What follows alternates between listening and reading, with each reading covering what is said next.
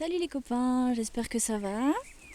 Je suis de nouveau dans la forêt et puis je voulais revenir vers vous un petit peu par rapport aux deux dernières vidéos que j'ai faites, surtout celle qui s'intitule Que nous dit la situation planétaire actuelle.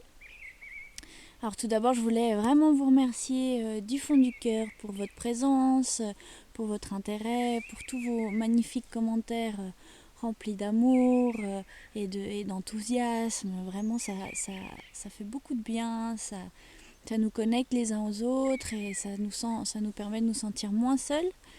Et moi, ça me remplit vraiment d'amour et de lumière et de confiance. Donc, merci du fond du cœur à vous tous qui êtes là présents dans ce moment d'ascension et en conscience et vraiment acteurs de ce changement.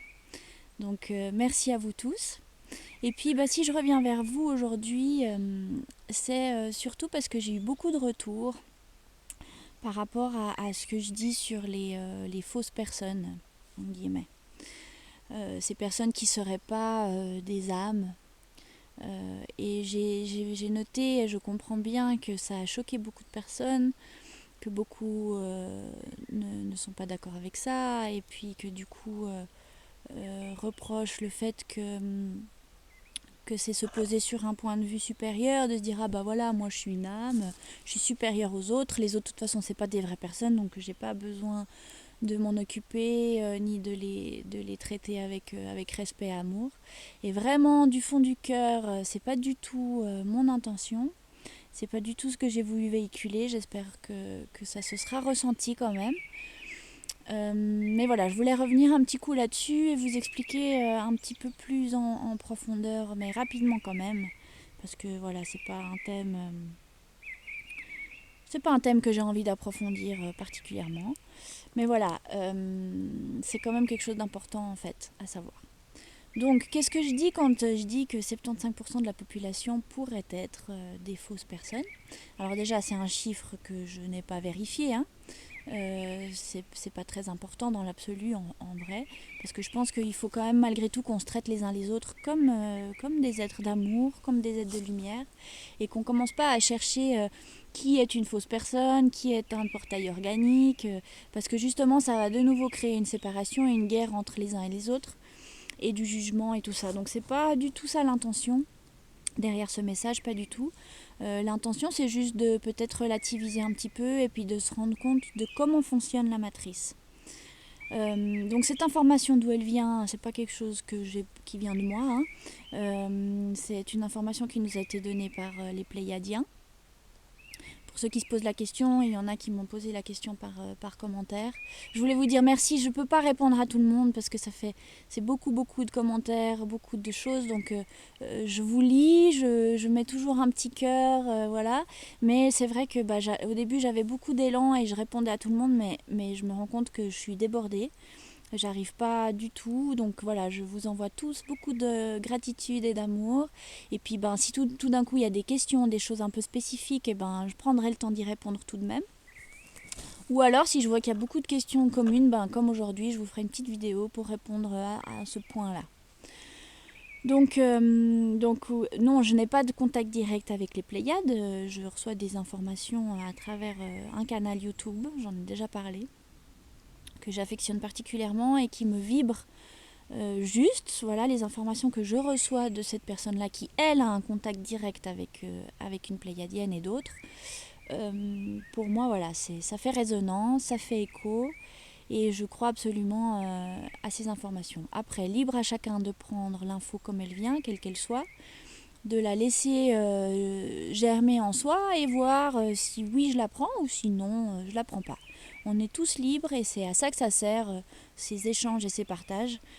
C'est voilà, d'aller piocher qu'est-ce qui nous résonne, qu'est-ce qui est en résonance avec notre essence, avec notre fréquence. Et voilà, et le reste, c'est pas grave, ne pas s'y attarder. Peut-être que ça aura planté une petite graine qui germera plus tard ou pas. Mais voilà, il n'y a là aucune vérité, aucune envie de forcer qui que ce soit à croire à quoi que ce soit. Donc voilà, donc cette information vient de là.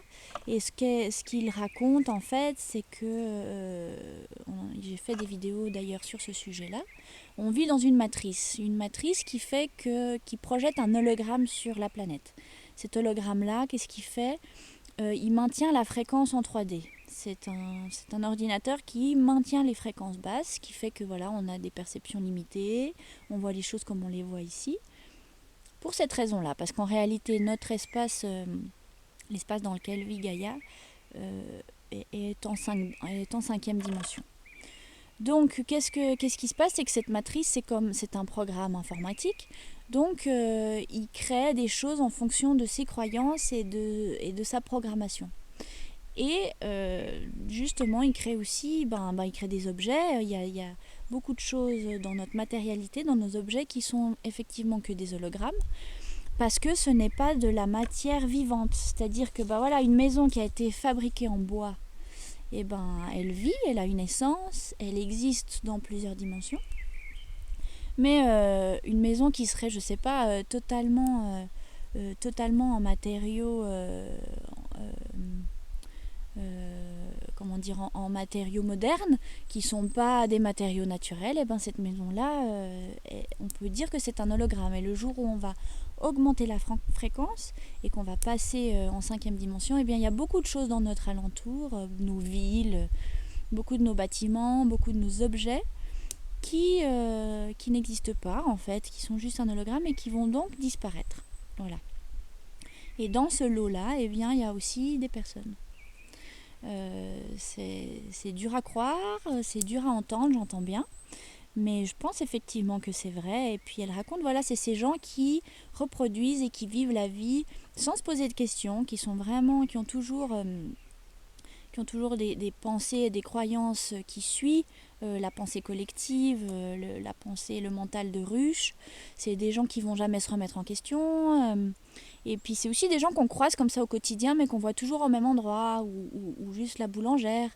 Et puis elle dit, mais finalement ces gens-là, ils existent qu'à partir du moment où nous on les croise, mais dès qu'on a fini notre échange, ces gens-là en fait disparaissent, parce que c'est assez quantique et difficile à comprendre depuis notre mental et notre perception. Mais en réalité, il n'y a qu'une seule chose qui existe, c'est le monde concret par rapport à notre point de vue. Donc dans l'absolu, il n'existe rien d'autre autour de moi dans cet instant, à part là où je suis maintenant. Et c'est un peu compliqué et c'est pas quelque chose que je maîtrise totalement. Peut-être qu'on en reparlera plus tard, quand j'aurai mieux assimilé tout ça. Mais voilà, le fait qu'il y ait des personnes qui ne sont pas réelles, je pense que c'est effectivement un fait. Vous en faites ce que vous voulez. Donc voilà, ça c'est la partie des gens dits hologrammes. Et puis après, il y a aussi toute une partie d'êtres qui sont ce qu'on appelle les portails organiques. Alors ça, du coup, c'est pas des hologrammes, c'est des êtres hybrides qui ont été manipulés. C'est des expériences faites à partir de différentes races. Et du coup, ces êtres-là, ils ont que, si je ne me trompe pas, que 3 corps. Ils ont le corps, les 3 premiers corps en fait. Ce qui fait qu'ils ne sont pas reliés au divin. Ils n'ont pas accès à leur propre lumière divine parce qu'ils ne sont pas connectés à la source. Donc ça, c'est ce qu'on appelle aussi les pervers narcissiques. Voilà, il y a plusieurs catégories et il y a une vidéo très très intéressante et très complète de Lumineuse qui parle de ça, des portails organiques. Je vous la mettrai dans la description pour ceux que ça intéresse, parce que vraiment c'est un thème quand même assez important, je pense, de mettre ça en conscience. Voilà. Donc vraiment comprenez là qu'il n'y a pas de hiérarchie, il n'y a pas de moi je suis supérieur, nous sommes supérieurs aux autres. Pas du tout, parce que vraiment ma perception des choses, et je pense vraiment que c'est comme ça qu'on voit les choses à partir du moment où on s'élève à d'autres dimensions. Tout est amour, hein, tout est compassion, tout est compréhension. Excusez-moi. Et il ne s'agit pas là de jugement de soi en soi. C'est juste un fait, voilà. On est toutes des âmes qui faisons des expériences, qui vivons une réalité différente en fonction de nos choix. Et du coup, voilà, on est à différents niveaux, mais ces niveaux-là, ils ne se hiérarchisent pas comme nous, on le voit et on l'entend ici sur la Terre d'un point de vue pyramidal, où il y a le chef en haut, et puis plus on descend, voilà, plus c'est les petites œuvres et les gens qui comptent pas. C'est pas du tout ça. Il y a effectivement une espèce de sorte de hiérarchie dans l'univers, mais c'est pas une hiérarchie de l'ego, une hiérarchie supérieure les uns aux autres. C'est juste que on est à des niveaux de compréhension et de conscience différentes. Et voilà, et plus on élève notre conscience, plus on est en amour avec tout le monde. Donc il ne s'agit pas du tout de dénigrer et de dire moi je, et vous êtes là-bas en bas, et voilà. Et vous méritez de mourir. Pas du tout, parce que la mort en soi n'existe pas. Enfin, c'est juste un passage, c'est juste... la mort, elle n'existe pas sans la renaissance. Vous voyez? Donc quand je dis qu'effectivement il y a des êtres qui doivent mourir pour nettoyer la planète, entendez pas quelque chose de terrible et d'obscur. Ces êtres-là, ils vont continuer leur expérience ailleurs et on leur envoie plein d'amour et plein de confiance pour leur chemin. Et voilà, donc vraiment j'espère que ça puisse être entendu et compris, qu'il n'y a pas de hiérarchisation et j'espère d'ego spirituel là derrière. C'est pas du tout mon objectif et en tout cas je travaille beaucoup l'humilité et le fait d'être dans le non-jugement. Alors je dis pas que j'y arrive à 100% parce que on a été programmé comme ça et c'est difficile de sortir de ça, de pas juger les autres. Mais vraiment j'y travaille et j'y aspire et je pense vraiment qu'on va réussir à arriver à ça où on pourra tous s'aimer tel qu'on est et comprendre que chacun d'entre nous est à un moment différent de son expérience, que son monde, l'univers dans lequel il vit est différent du mien en fonction de ce qu'il a vécu, de ce qu'il a compris, de ce qu'il a processé dans son mental et dans son âme, et que c'est ok, il n'y a pas là de jugement de valeur. Voilà.